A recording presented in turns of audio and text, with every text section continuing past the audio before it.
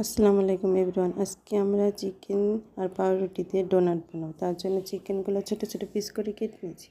একটু লবণ দিয়ে দিলাম, একটু হলুদ মরিচ দিয়ে দিলাম, একটু জিরা গুঁড়ো দিয়ে দিলাম, একটা চিলি ফ্লেক্স দিয়ে দিলাম, একটু আদা বাটা দিলাম, একটু রসুন বাটা দিলাম, একটু সস দিয়ে দিলাম।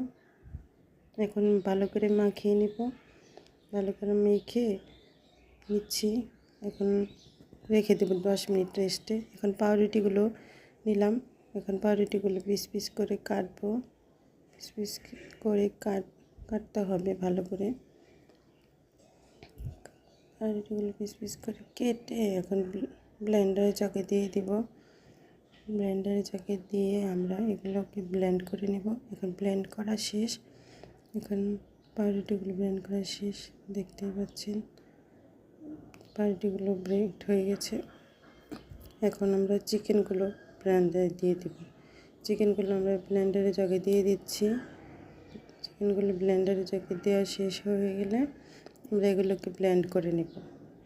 ব্লেন্ড করা নিচ্ছি। এখন দেখতে পাচ্ছেন ব্লেন্ডারে জাগে দিয়ে দিয়েছি। এখন ব্লেন্ড করে নিচ্ছি। দেখেন মাংসগুলো কীরকম হয়েছে, চিকেনগুলো। এখন ব্লেন্ড করা শেষ। এখন আমরা এগুলোকে ভালো করে মাখাবো,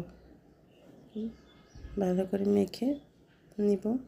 তার জন্য এখন আমাদেরকে একটু কর্নফ্লাওয়ার দিতে হবে, একটু পাউরুটির ব্রেডগুলো দিয়ে দিলাম।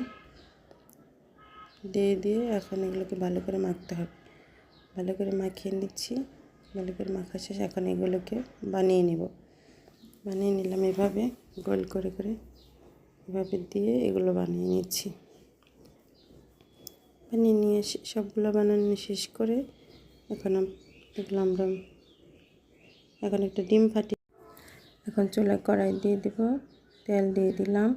তেলগুলো একটু হালকা গরম হলে তারপরে ডোনাটগুলো এখন ডিমের মধ্যে চুবিয়ে তার পাউরুটির মধ্যে মেখে এখন একটা একটা করে সবগুলো দিয়ে দিব। এভাবে সবটা একরকম করে দিয়ে দেব। এখন দিয়ে দেবো ডিমের মধ্যে দিয়ে দিতে হবে। দিয়ে এখন সবগুলো ভাজতে হবে। ডোনাটগুলো আস্তে আস্তে অল্প আঁচে ভাজতে হবে। অল্প আঁচে ভেজে নিতে হবে যাতে ভিতরেগুলো হয়। ভিতরে হওয়ার জন্য আমাদেরকে এখন ভাজতে হবে। এখন উল্টে দিতে হবে। উল্টে দিয়ে এভাবে ভাজতে হবে ডোনাটগুলো। এখন আমার ডোনাটগুলো ভাজা শেষ, দেখতেই পাচ্ছেন কীরকম হয়েছে। আল্লাহ হাফেজ সবাই।